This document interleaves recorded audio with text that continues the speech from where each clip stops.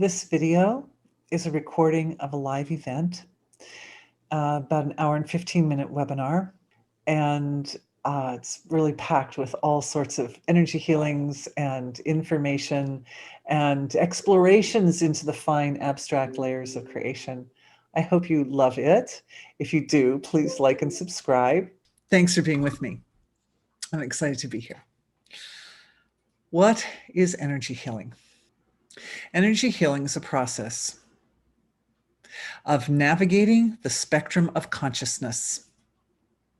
It starts from the source of creation, which is an ocean of pure consciousness, and it comes to its full expression as the physical material body, but it's all consciousness. And in energy healing, we're using consciousness to affect changes in the physical body on the basis of the fact that everything is consciousness, including the physical body.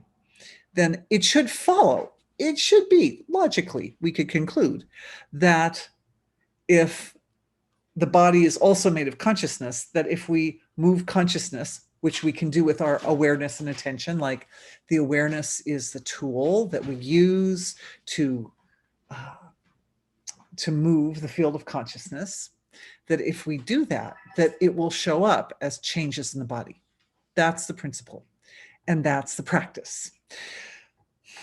So in these healing webinars, what we do is we go back and forth between the experience of using consciousness to move, or awareness to move consciousness, and the understanding of what actually happens and the mechanics of that and how that's actually working.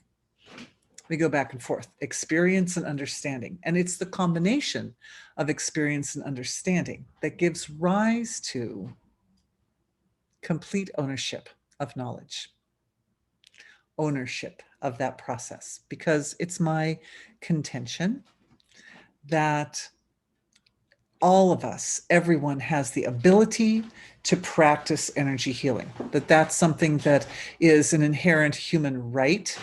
And it's just knowledge that had been lost for some time, but it's back. And, and it's something that we all deserve, to have that level of mastery and autonomy over our own health, our own lives, our own well-being, everything.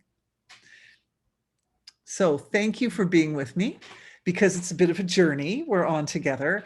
Another value of the webinars is that as we do this together, we're able to move consciousness in a more dynamic and profound and powerful way than when we're just doing it on our own. So for that reason, I'm grateful that you're here, and I'm looking forward to the exciting evolution of changes that will take place in tonight's session. Tonight's session is called Using Consciousness to Heal, Navigating the Gap.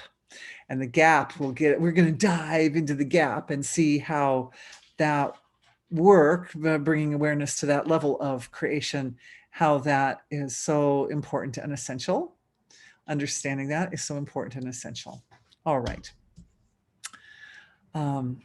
Now we're going to take 3 minutes of silence, and I'll ask you to close the eyes. And when 3 minutes is finished, I'm looking at the time. When 3 minutes is finished, I'll ask you to open the eyes. Take a minute to come out of the silence gradually, because the more gradually we come out of the silence, the more the silence integrates. The silence being that ocean. No mistake on the background here. The ocean of consciousness, the ocean that is the source of creation, the unmanifest, eternal, absolute value of consciousness, which is the resource from where the energy healing process evolves. So it makes sense to start our session with some silent experience of the silence, of the depths of being, the depths of the source of creation. All right. Besides, it's fun. It feels really good to go into the silence. All right, everybody, let's close our eyes.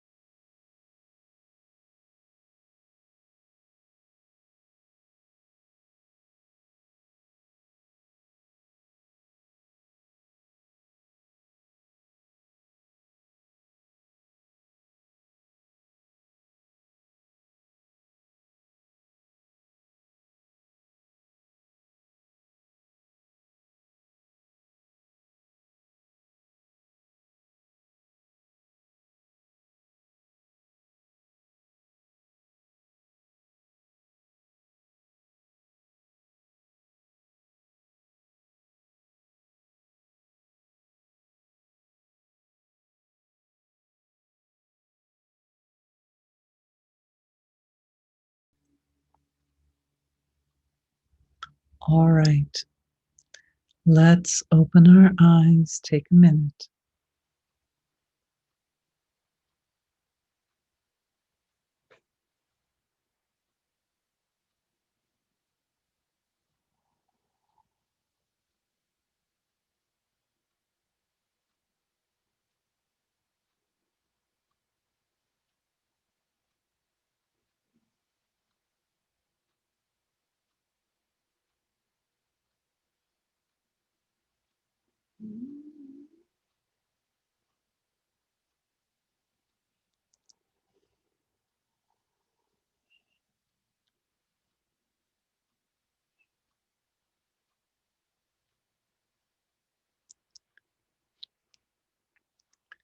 Thank you to the source of creation for being everything. Thank you to everyone in this live webinar, and thank you for the universe surrounding each one of us. That means all the people that we know and all the ancestors and all the world. Thank you to the holy tradition, the eternal tradition of wisdom, which connects the absolute source of infinite eternal being with the manifest field of creation. Thank you for our ability to work concisely and efficiently. May our webinar tonight meet and exceed everyone's hopes and desires for what we can accomplish together as a healing collective. And deepest gratitude to all of you for being with me and for the opportunity to be here and to be your voice, be the voice of the webinar. Thank you, everyone.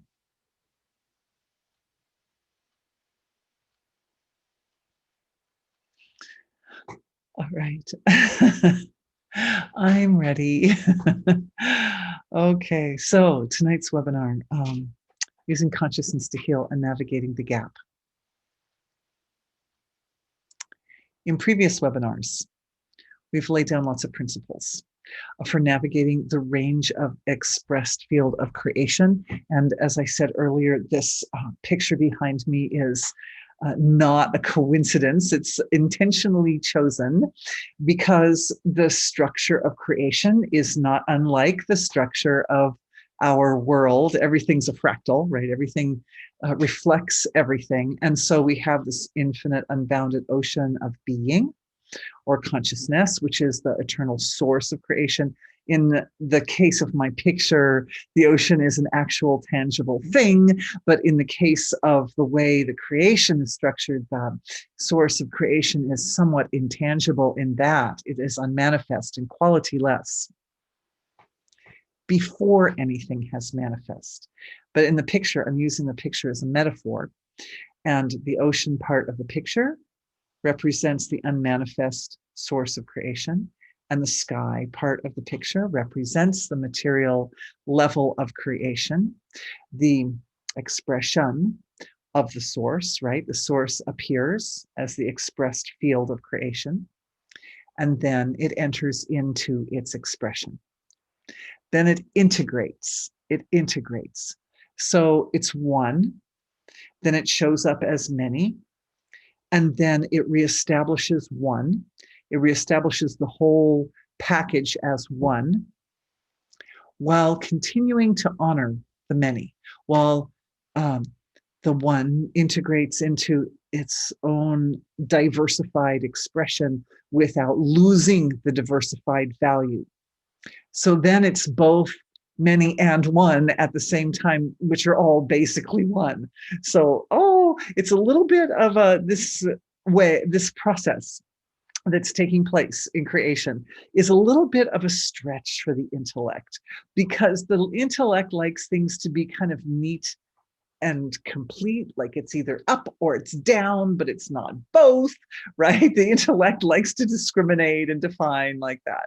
So the fact that one can appear as many, but then it can incorporate with the many, it can incorporate into the many in create a situation where there's both many and one, and it's all the same thing, is like, okay. And the reason that's important, the reason I'm telling you this, is because everything that exists in creation, including our bodies, is an expression of this process, which is an eternal, universal process that's taking place. It is the way the one evolves. It is the evolution of the source of creation, is to be one, but then think being one is just so boring. Okay, so I'm going to stretch myself. I'm going to express myself as many, and then finding, oh, being many is so interesting. But then there are all these isolated, separated values among the many, right? The nature of the diversified creation is differences, differences, differences. And so the one says, oh yes, but my reality is one. So it comes back into bring it all back together and create wholeness again. Health is wholeness, right? Health is wholeness. So what happens when the body gets sick? The body starts to, and the individual, the consciousness, gets overwhelmed by the diversification of the creation, by all the little detailed diverse elements, and it forgets about the one. And our bodies are super smart, and their desire there's a moth that came to join us from the beginning of the session. He's just like crawling us. And yeah, nature, that's nature. We're going to get into the messages from nature in just a minute. But I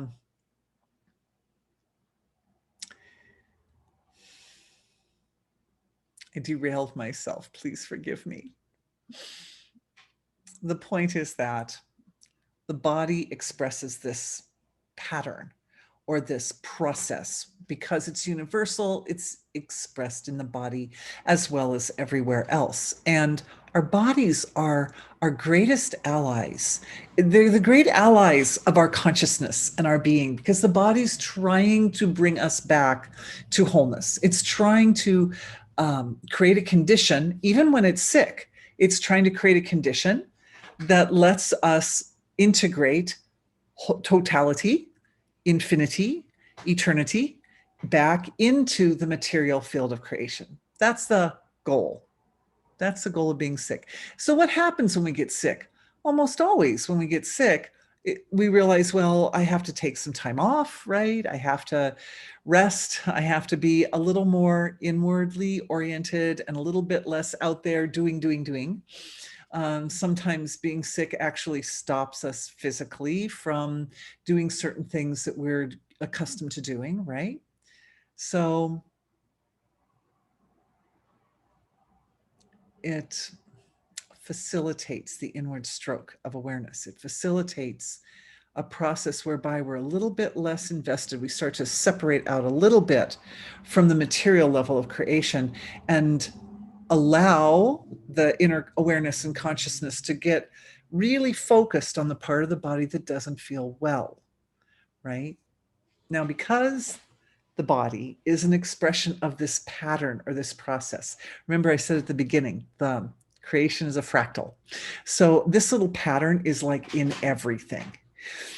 The actual part of the body that falls ill indicates where this particular process is like a little bit weak, or it needs to be activated, it needs to be integrated, where wholeness needs to integrate. So each part of the body represents a different, you could say, portion or area of the diversified field of consciousness. So the one appears as many, but really it's just one. But then that happens in all sorts of different ways, in different areas, like in different angles. For instance, and I've used that example a lot of times, the respiratory system brings together the infinite field, like the air. It's like the infinite field of being, and we breathe it in to our individuality, right? And then the air at that point nourishes the body and heals the body, and then when we breathe out, it purifies, right? It carries the toxins and what we don't want out of the body, and it goes back to wholeness again. But in the process, some evolution took place, right? The wholeness becomes individualized, and then it goes back to wholeness. But something changed when that happened.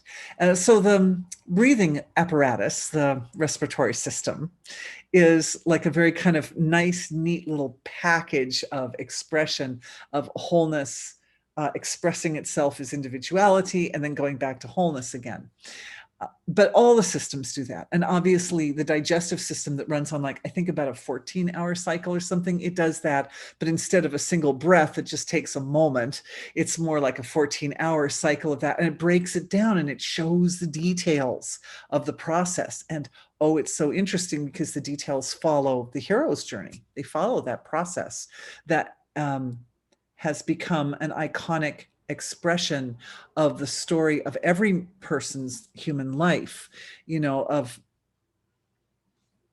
the hero starts out in a state of grace, like at home. He's like, tomorrow I'll become the king. I'm the prince. I'm going to become the king. It's going to be so great. And then he goes out instead that doesn't happen. He goes out on the hero's journey, and all the hero's journeys follow approximately that same story. But it's those different parts of the story represented by different parts of the digestive system. Of course, he returns home, right? He returns to his state of grace in the end, but he's gone through a process of self-discovery and self-understanding so profound, stripping away everything that was unnecessary and leaving with only going into that state of transformation with only the essential self, basically. And then exercising the essential self. That's the point. That's the big part of the hero's journey, right? Where he goes to hell and he faces his greatest fear, and exercising that aspect of self, it integrates then the recognition of, oh, I actually possess Dorothy and the Wizard of Oz and all of her crew that's with her, right? They all realize, oh, I actually had that quality in me all along. I just didn't realize it, right? Which is exactly what happens in this story. It's like the wholeness is showing up as diversification, but it didn't ever stop being wholeness. And then, but the diversification is so fascinating and so compelling that the wholeness forgets that it's wholeness. The pieces forget that they're wholeness. And then so wholeness has to reestablish. All right. So how does this all relate to the gap? And what's the gap? Because that's the title of today's session. And this is really important because in all these years of doing energy healing, I realized that, okay, we're taking consciousness and we're putting it, like when you get sick, you put it on the part that's sick, right? The pain draws your awareness into the part that needs the support and needs the help. But to make that evolutionary transformation in the hero's journey, for example, the most critical moment in the whole journey, and take any Hollywood movie, right? It's that part kind of near the end, right? Where he's like walking out on the rainy streets and the girl has completely rejected him and everything has fallen apart and it all seems horribly hopeless. Like that's the critical moment. And then like there's a turn, right? And it's like, oh no, I found a way to solve all my problems. So where is that in this process? And where is that in this map? If you think of my picture behind me as a kind of a navigational map, we've got abstract, unmanifest, totality, and then denser, denser, denser, denser, denser, and then finally actual physical material level of self. So down in this, like the cloudy area here, we can look at the clouds, is like mental and emotional, and then subtler than mental and emotional, etheric, then mental, emotional, astral, causal. There are all these different layers. I've defined a few different layers, describing them in order to allow us as a collective to dive into each layer and understand the laws of nature of each layer. Because as we get closer and closer to the source of creation, life force concentrates. So at the surface, it's like, well, yeah, there's life force here in my body, right? But my body's separate from my husband's body's over there, my daughter's over there, my son's up there. So it feels like the life force is, there's some plants, got some plants over on the window. The life force is more or less concentrated into these like separate physiologies, and between them is space. But as we get deeper, deeper, deeper, the spaces get smaller and the being gets thicker. And so as we get down to the deeper levels, we get more concentrated life force and being. And then, of course, the field of absolute unmanifest, unbounded being is just pure concentrated life. It's just a pure life of, it's just, there's nothing but life there. Nothing but life. Absolute good. Absolute good, but unmanifest, right? So it has to do this thing. It has to create in order to come forward. The gap refers to this point between what isn't and what is. That point right there, it refers to that. Because after all these years of us doing this exploration together, many of you have been with me since the very beginning of my webinars. I feel so honored and so privileged that we do this together. It's beautiful, and that you're with me year after year, even though you know this story, you know it. It never gets old. The hero's journey has been told since time immemorable, since before the written language, since the very earliest beginnings of humankind. The story of the hero's journey has been this iconic representation of something universal. And the bits and pieces that have stayed and that have survived the ages and come down to us now, it's a very nice, complete package. It never gets old because it is the story of everything.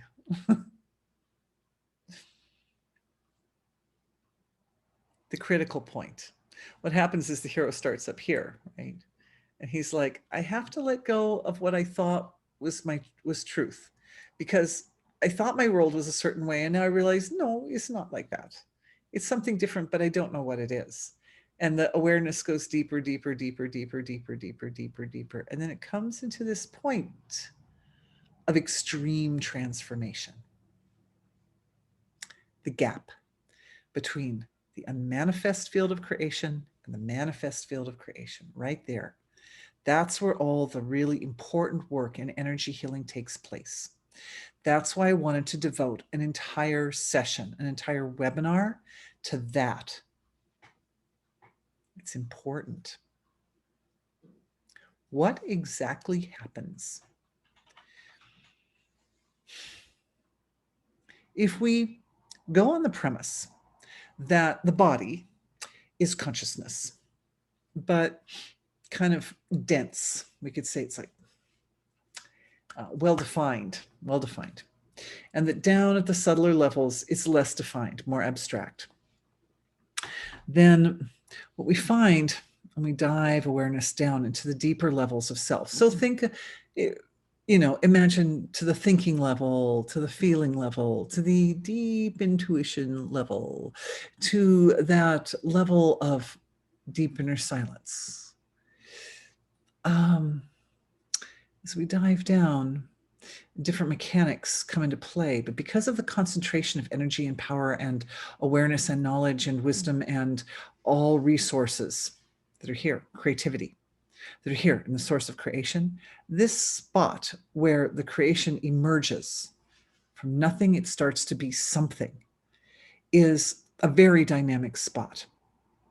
Not only that, so yeah, dynamic, like filled, like rife with all these qualities that we find in everything.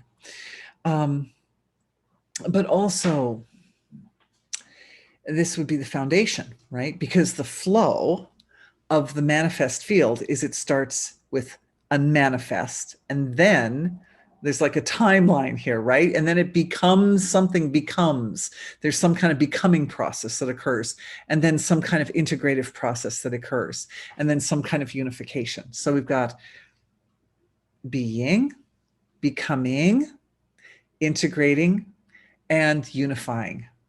Oh, that's good. Thank you. See, you guys, you're the ones that are teaching me. I have to write that down so I don't forget it when I do the recap tomorrow. Becoming, integrating, and then unifying. Beautiful, beautiful. You're so beautiful. Yeah, what I'm doing, just so that you get to enjoy the mechanics as they appear from this end of creation, is from this point of perspective on the universe, is in the prayer and in the silence, I like establish my anchor.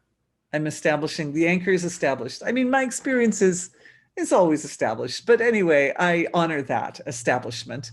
I honor that establishment. And then when I'm speaking to you, it's just what's there is just flowing. It's just flowing out. And I'm doing my best to find English words to express that in a way that, like, my intention as an individual is to bring out the information that best serves each one of us, best reflects the truth in the most complete and integrated and useful manner.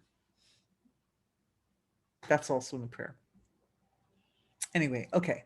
So one is becoming many, but there's this point where it starts. The saying, well begun is half done. Aristotle. Aristotle said that. It probably didn't rhyme. My husband was pointing out today, when he said that in Greek, it probably didn't rhyme. But nonetheless, the principle remains sound and has survived the test of time, like the hero's journey, like anything that's close to the truth, it survives the test of time.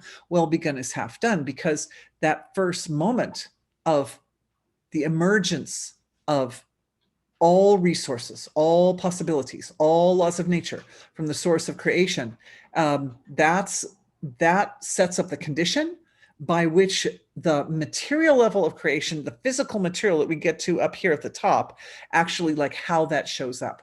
How that shows up is a byproduct of how this functions.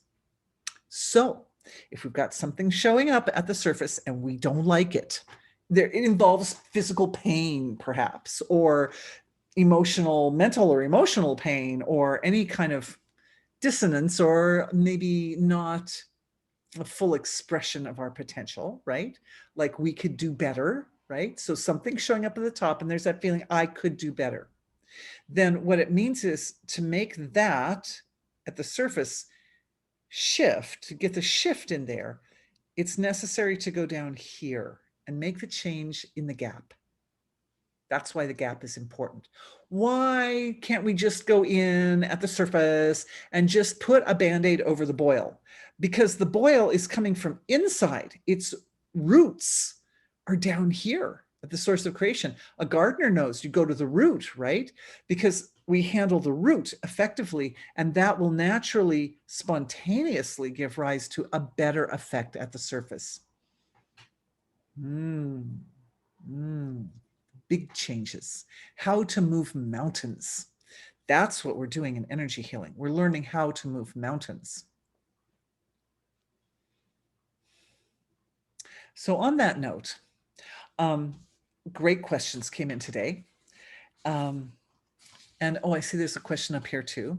And I know we're still a ways out from, I usually take questions right at the end, but there is a question that sort of is quite pertinent to this part of the process. So this part in our conversation. So I'm going to read it out to you, and we'll just follow this thread for a minute. This has been popping up for her all week, that why are we able to see fairly clearly what someone else needs to heal, but we are not able to see what we on an individual level need to do to heal?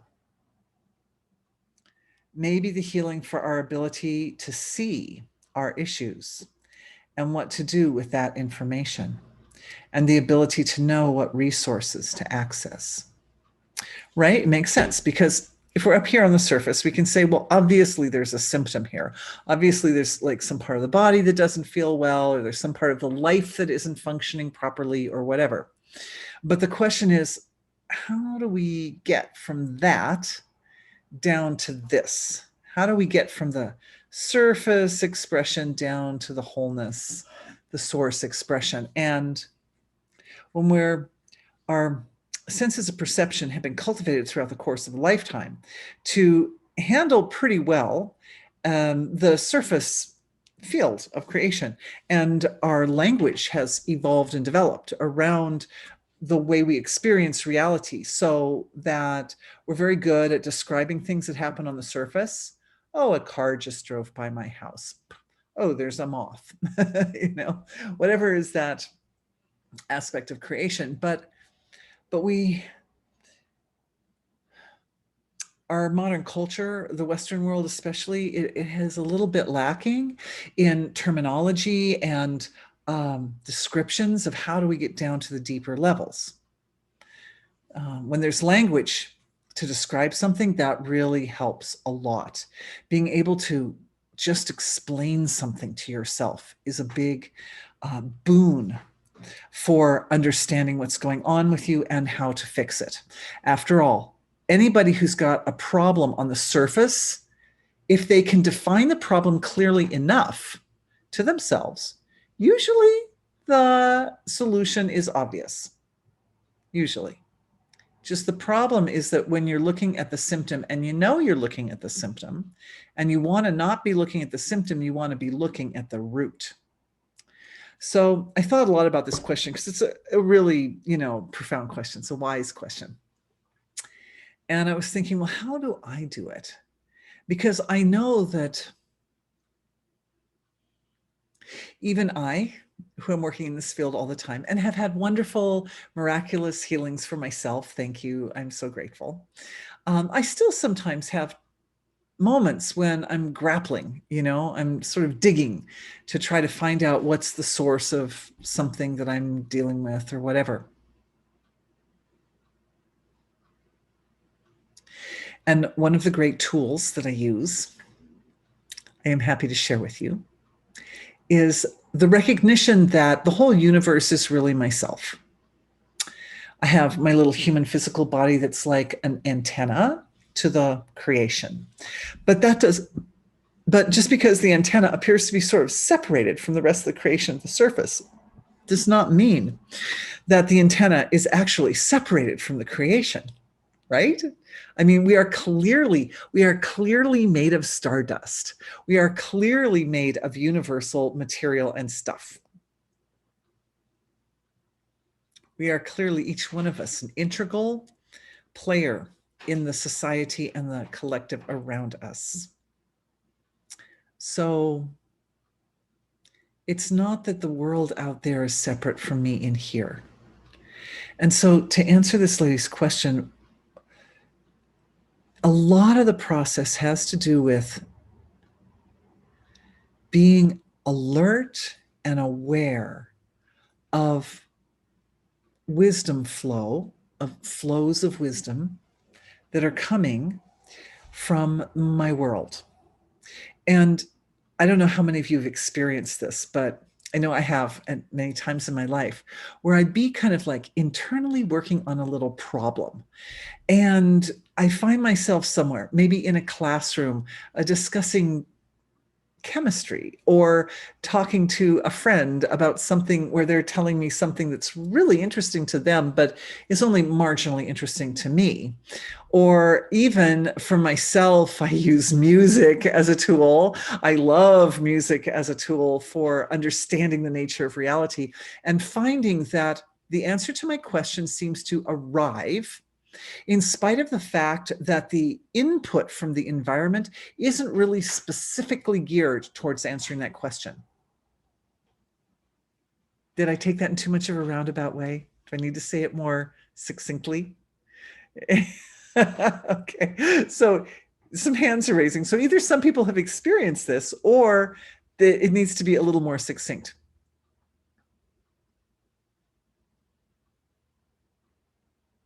The sequences of patterns that make up the universe are reflected in everything. So if you're working on an internal problem over here and you find yourself out in the garden over here, what will happen is patterns of experiences will start to layer in that provide the answer to the problem. The environment becomes the conduit or the channel through which the answer comes, through which the answer arrives. But the question is, why is it easier to see the problem in other people and harder to see it in oneself? Part of the reason is that the symptom on the surface can act like a filter. If you have pain, the patterning in the being is to be kind of with the pain, to sit with the pain. Awareness is drawn to the area where the pain is. So the pain becomes overshadowing, tends to overshadow, or even joy, like all the experiences that come in the senses of perception have a tendency to be a little bit more like gripping awareness. It grips the awareness more than the wholeness. But know that if there is pain, it means that wholeness needs to integrate. Wholeness needs to become more part of that area wherever the pain is. So what I'm noticing at this moment, we're moving into a healing. We're moving into a healing, is that there's some kind of awakening and integration in the heart level of the being. Everyone's hearts. It's like a softness, like the hearts are kind of opening up and becoming a little more vulnerable. And that's important. That's another thing pain does, right? It makes a person vulnerable. Like usually you're strong, you never ask for help, but then you get sick and you might find yourself asking for help, or if you're hurt, right? Then all of a sudden one has to become a little bit more trusting, more trusting. That ability to decipher what impulses of intelligence or wisdom are coming from the environment that are actually honestly guiding you in the right direction, in the direction of integration of your soul, integration of being into every fiber of your manifest self. How do we know when the truth is actually the truth? Does it come from analysis and synthesis? Partly.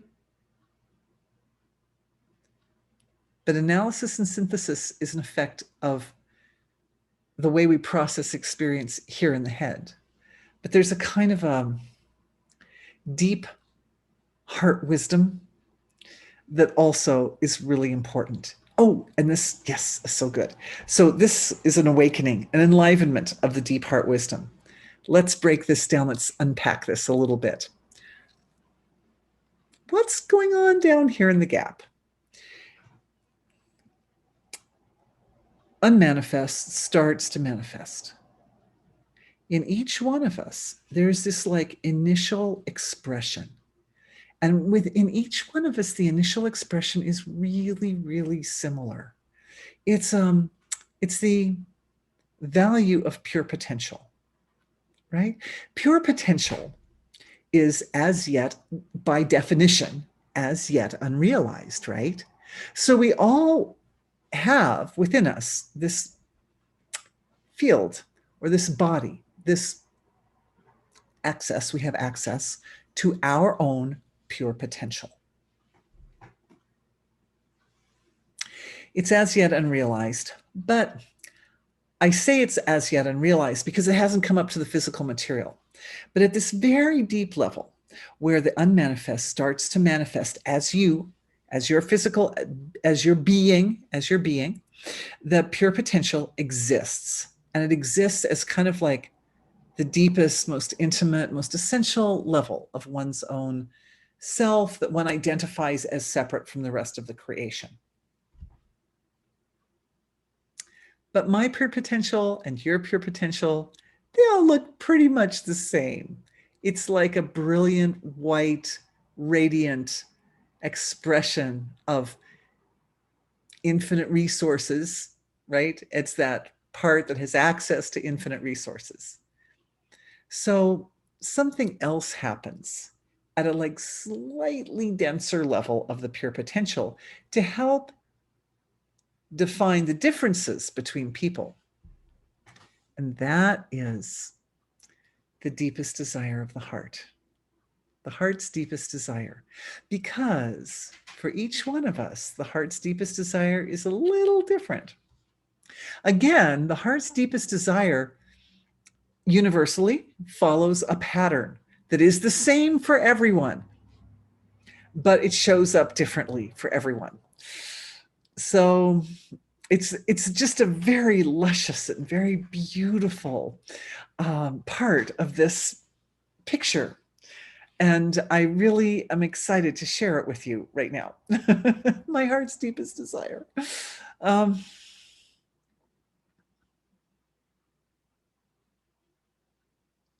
When a man dies, I talked about this last time, but we're going to go a little more elaborate with it this time. So even the webinars from one to the next, they kind of have a progressive nature to them. When a person dies, doesn't have to be a man, when a person dies, whatever was left incomplete, whatever was left unattended, whatever was left wanting in them is the heart's deepest desire. And that wanting forms the seed of the next incarnation. So when you're born in the present incarnation, first there is the pure potential, and the pure potential is there to be the foundation for the creation of the life. But then there's the heart's deepest desire. Whatever was left from that last life is there to help create the seed. It functions as the seed of the life blueprint, of the body blueprint, of even the nature of like the birth family that you come into, or other really important fundamental relationships that you engage in during your lifetime. So the heart's deepest desire is like a really important part of the process. That's why, coming back to the healing, why there was a little shifting that was taking place in the heart center. Shifting in the heart center, it was like it's a expansion of wisdom.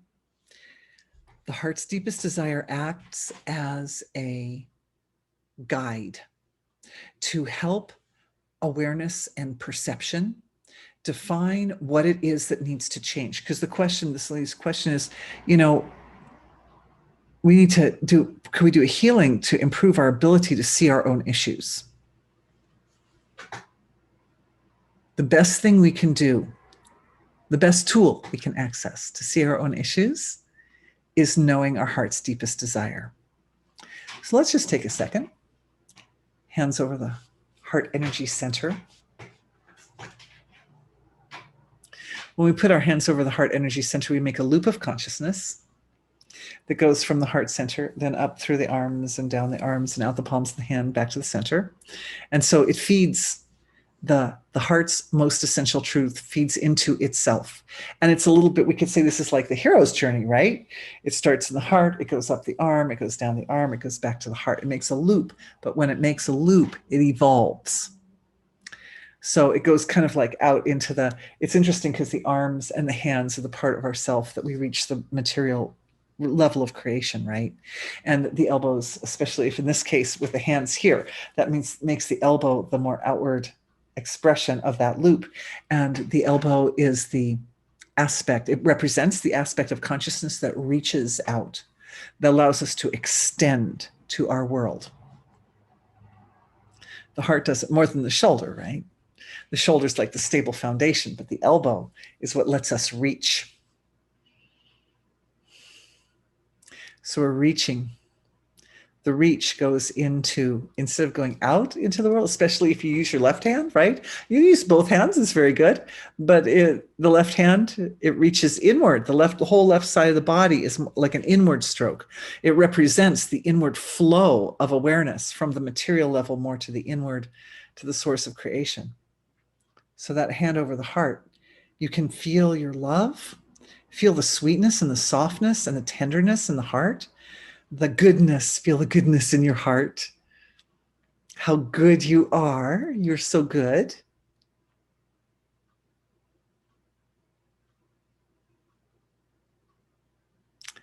Notice how whatever you're feeling in the heart increases, magnifies, becomes better defined, becomes more robust with this hand over the heart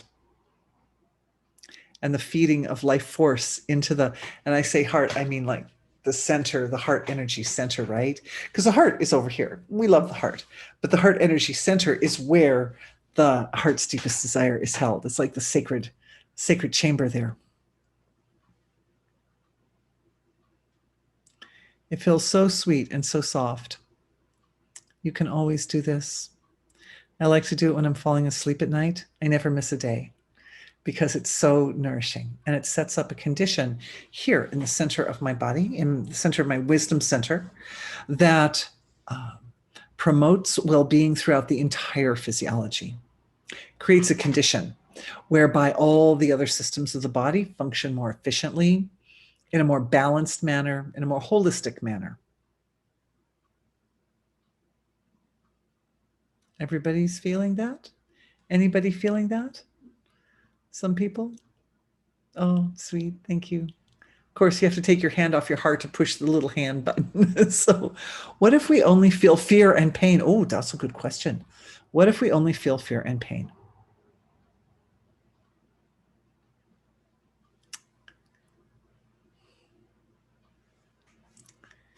The fundamental nature of the heart is to transform, hang on, is to transform fear and pain to love.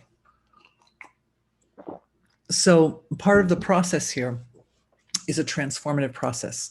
If you feel fear and pain, it means that the fear and pain is showing up in order to be transformed. So what we do is we take the fear and pain, and it's like my child, right?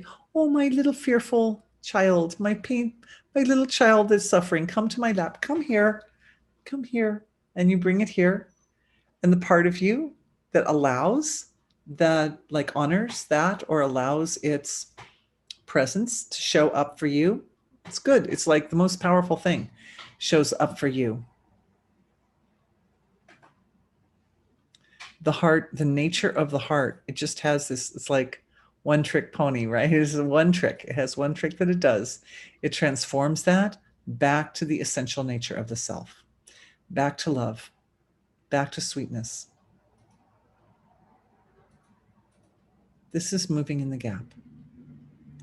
This is taking that impulse, which requires recognition, and transforming it into the purest expression of self.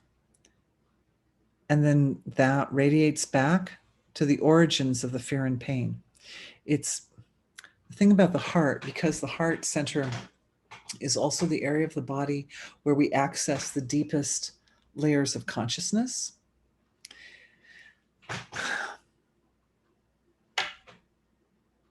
The transformative energy of the heart is able to reach through the fear and pain back to its origin or source. It's a beautiful question because it really ties into the other one too, which is why is it so easy to see what needs to heal in others, but then hard to see what needs to heal in ourselves? If you feel into that, if you recognize the fear and pain and know that it's come here for its transformation, that's the purpose.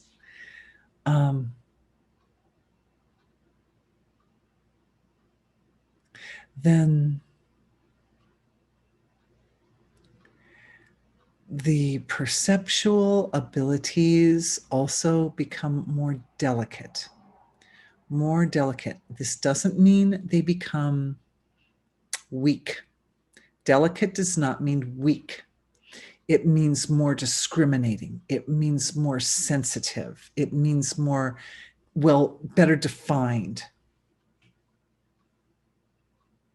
Emotions come and emotions go. But your pure potential and your heart's desire is with you for your whole life. For your whole life. For your whole, the pure potential is with us for the entire existence of creation. And so fundamental, so fundamental.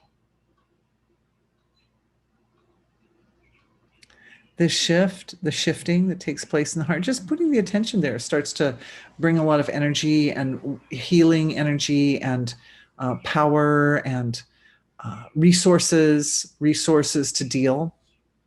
Fear and pain are always expressions of being overwhelmed by separation and losing wholeness.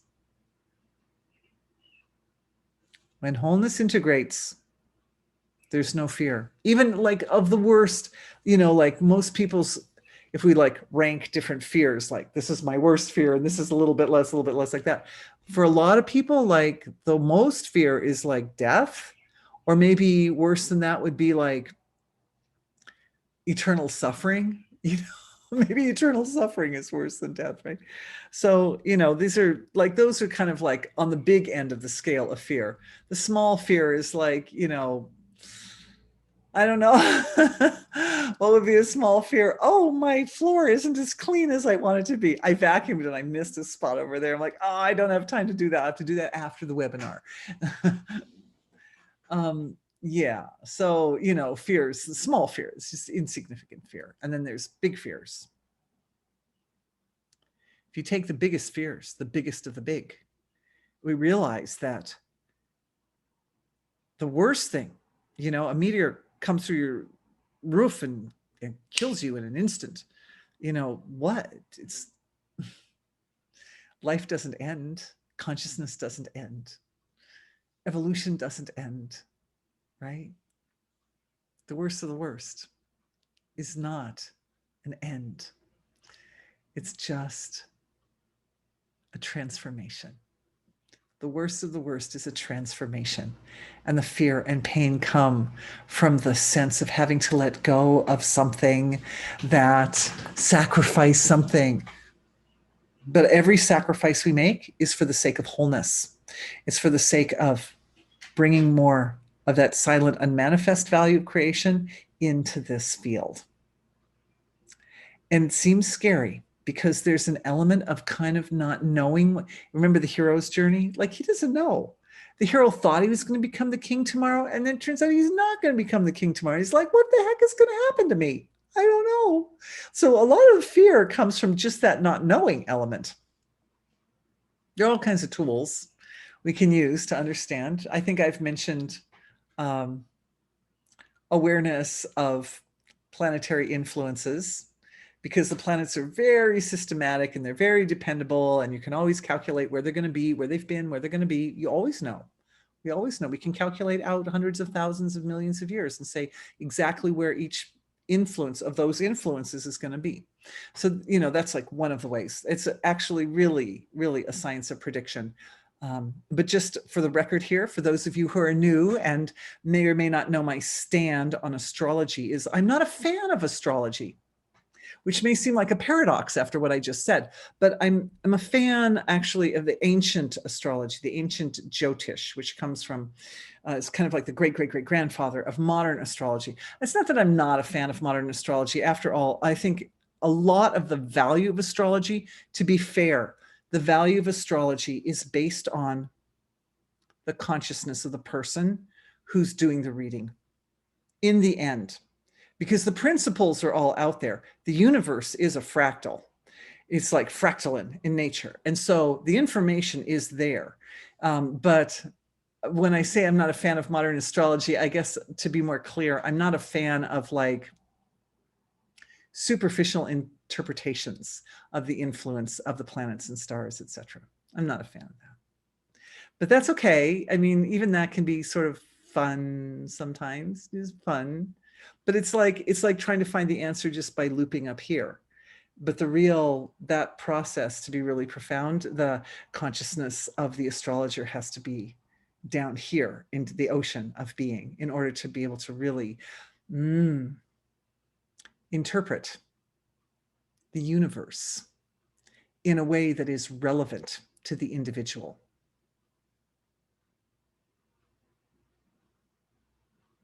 When you know your heart's deepest desire, then it's easier to know and understand the desires of others. It's easier to be compassionate and understanding. It also acts as a guide. Your heart's deepest desire acts as a guide stone for interpreting experiences that come your way and interpreting messages from the universe. Part of the story is that everybody we know and love is giving us the story of the universe through their filter.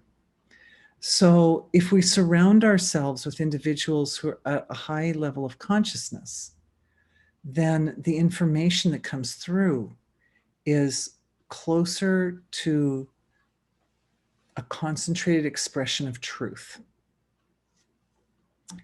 If we surround ourselves with individuals who don't know their heart's desire, or they're not experienced, they haven't integrated, they haven't stabilized more expanded experiences of consciousness, then one has to take that into consideration when receiving information from those individuals, right? This is important. You have to use discrimination.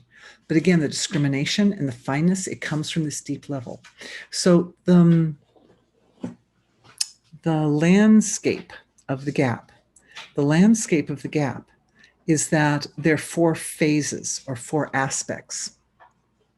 There's the part of the gap where consciousness is going in to the silence. There is the silence. The area where the consciousness is warmed up and it's turned and it's ready to come out, but it hasn't come out yet.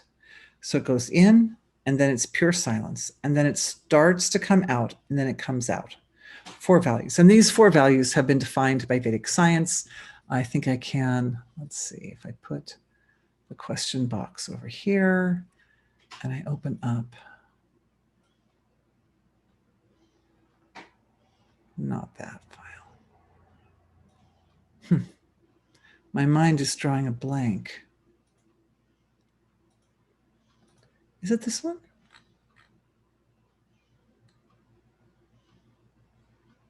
Yes. And then diagrams. I have a diagram. Okay. So in Vedic science, these 4 aspects of the gap have names. And for the Vedic scientists out there, please forgive me if I slaughter the pronunciation. Pradamsa abhava, Pradvamsa abhava is coming in. Atyanta abhava is the silence within. Anyonya abhava is the warmed up value as it's preparing to emerge. And pragabhava is the reemergence from that inner place. These are the 4 phases of the gap. So your pure potential is that dynamism within the silence, Anyonya bhava. And your heart's desire is what emerges from that pure potential. Your heart's desire, pragabhava. And it's a little different for each person. Your pure potential, this is why pure potential is a universal function, because it's still within the dynamism. It's within the silent field. It's just the dynamism within the silence is the pure potential. And then the pragabhav, it shows up differently for each person. Okay, so what happens here? How it shows up, how the heart's desire shows up is the foundation for literally everything that shows up in your body, in your life, in your world, in your bank account, in your relationships, in your spiritual development, everything. This heart's desire is like it's so important for the soul that it includes the blueprint of everything that we have. So when we move consciousness in the gap, we're really moving the energy in the heart. That's what's actually happening. This lady who asked the question, she feels fear and pain. Her desire to evolve burns her. She wants evolution so much that the pain is actually here where the seeds of evolution are sown.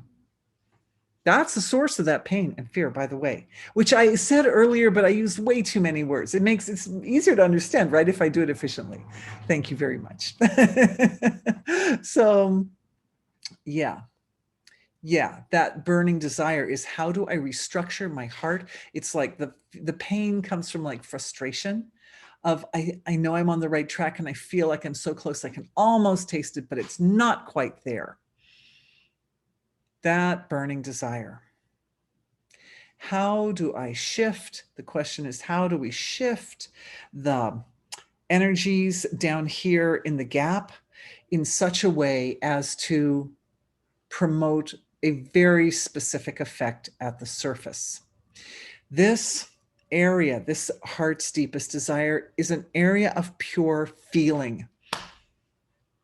And so we can say, my previous diagrams, I show physical, etheric, mental, emotional, then astral and causal. I've got emotional up here as part of the present self and as part of the isolated, individualized self that sees itself as separate from the rest of creation.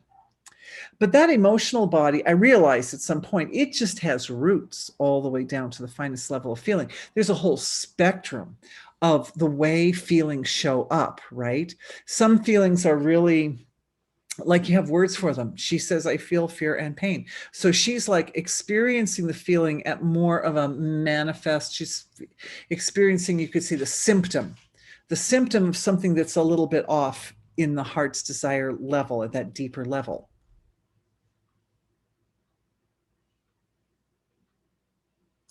So the question is, how do we know that so intimately? The answer is intentionally explore. Intentionally explore. Fear. The fear comes up because it's like stopping. It's like a filter. It's like, no, you shouldn't know that. You shouldn't. And you know why the fear comes up? Another healing, clearing now for everybody here and for ancestors, is clearing impressions and memory patterns of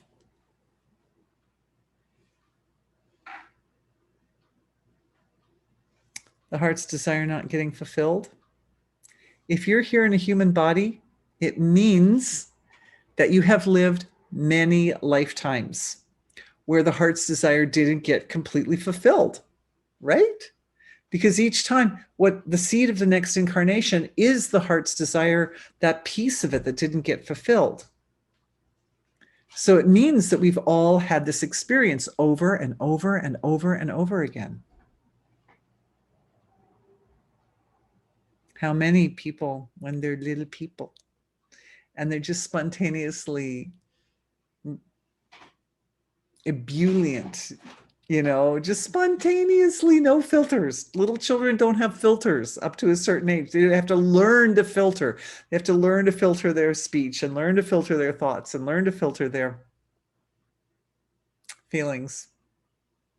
And that point where you realize, oh, I can't just be unfiltered, right? Like I have to fit in somehow. And that means whatever's going on here has to be kind of dampened down in order to fit into this material level of creation. And then as one gets older, one realizes, well, what I really have to do is I have to cultivate the resources that let me live my full potential in a meaningful way, in spite of the fact that I also have to deal with filters, that my whole life and my whole being is like a ginormous filter. So one has to come to terms with the filter. And it's the not coming to terms with the filter that causes a person to vilify the thinking process and the physiology. And this ties into another question where the person was asking, like, how do we not have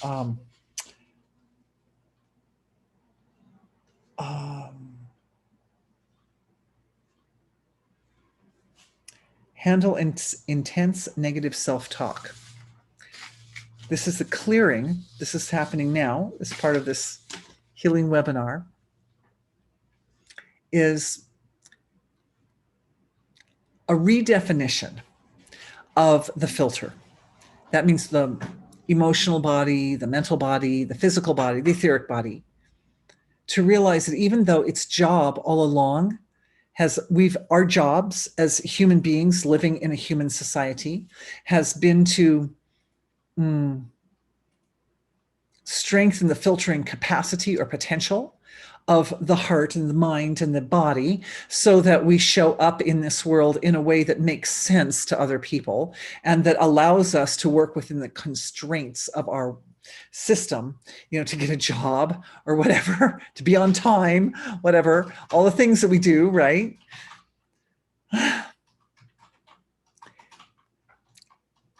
It seems as if there's a paradox there. It seems as if the filtration process stops us from expressing our pure potential. It's okay.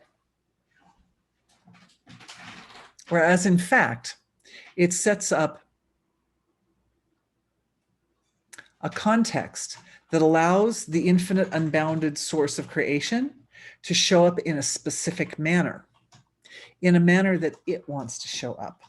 The boundaries and limitations in our reality are there to create a context for the evolution of the source of creation, the evolution of being, divine being. And divine being wants to have a context that allows it to have new experiences.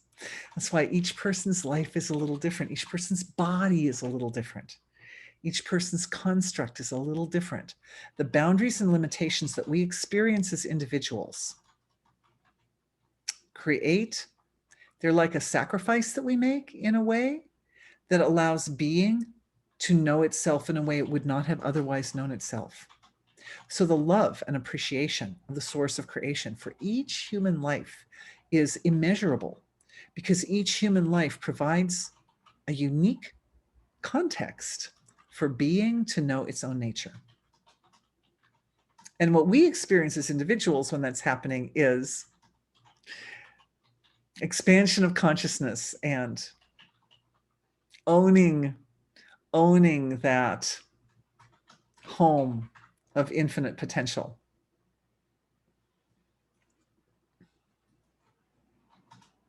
Thanks for the opportunity to answer that question. So beautiful. Oh, here's a beautiful question from a local lady. God bless you. Is everyone's heart's desire ultimately to fully know the self? Yes. The answer is yes. Thank you for defining that so absolutely. Oh, look, so many people are raising their hands. I don't know if you guys can see the hands raising, but I, as the host of the meeting, get to see all these hands raising. Oh God, you guys are so sweet. Like almost everybody's raising their hands at the same time. It's absolutely beautiful. So yeah, absolutely. Well put. But to ultimately know the self is not just an individual process. Like we step onto the path thinking, yes, as an individual, this is something I want. I care about my spiritual evolution. My mind is it's connected enough dots at this point, right? That I know that the pursuit of my spiritual development is an essential component for improving the quality of my life and being of real use and service to myself and to the community and so forth. So one understands, there's a value in the inner development as well as the outer. But the thing is that desire that a person has at the time that they leave the human life, that little piece that was left unfulfilled from the previous incarnation, if it doesn't align with the desires of the source of creation, then the support of nature isn't there to take the next incarnation. So what it means is that even though for each one of us, the heart's deepest desire, that desire to know this, that deepest desire to know the self, shows up a little differently for each one of us, it carries like a mark of approval. It carries a confirmation from the source of creation because you are in a human body. The ownership of the vehicle, of the human vehicle, of the body vehicle, is the validation from the source of creation that whatever is your heart's deepest desire is absolutely essential for the whole creation. It's so perfectly harmoniously aligned with the desire of the creator that the laws of nature came together for you to exist in the first place. It's huge. Absolutely beautiful. All right. So with that amazing point from one of our dear, obviously so wise and so amazing participants, each one of you. Oh, wait, there's one more. I didn't. So even though, yeah, I don't want to go. So here's a lady, also another wise, wonderful woman, just amazing. In our personal bodies, can we somehow hold the gap open so that we can have or be the conduit for the absolute to come pouring out in the most evolutionary manner for ourselves and the whole universe? Yes. So the answer to that question is, and I think this is, I kind of saved this question because it came in a little earlier when I was like on some other tangent. But I love this question. It's so profound that I think it definitely deserves a whole segment tomorrow. So I'll just do like a little summary, and then tomorrow we'll dive deep into this question because it's got so much richness behind it. It's got so much potential behind it. But the answer is that the nervous system is transformed by the nature of consciousness.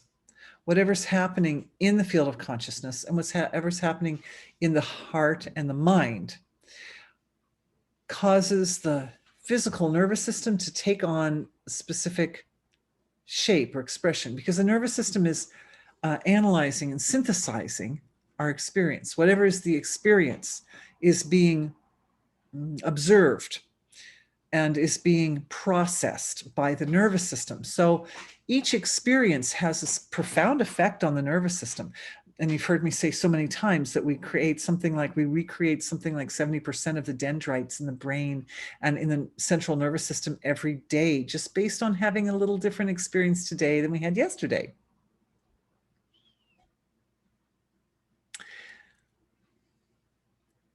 Layers of this process. And I believe Saturn is an overseeing influence for the nervous system.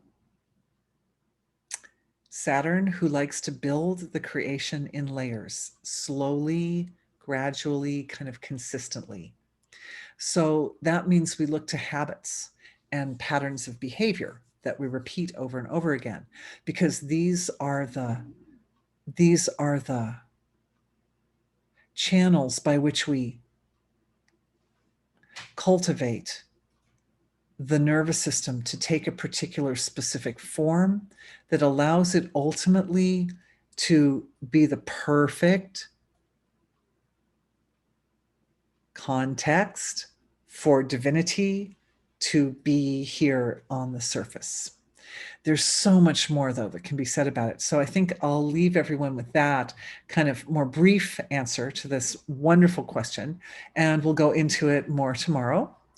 And I thank everyone for being with me tonight. It's been really a delight.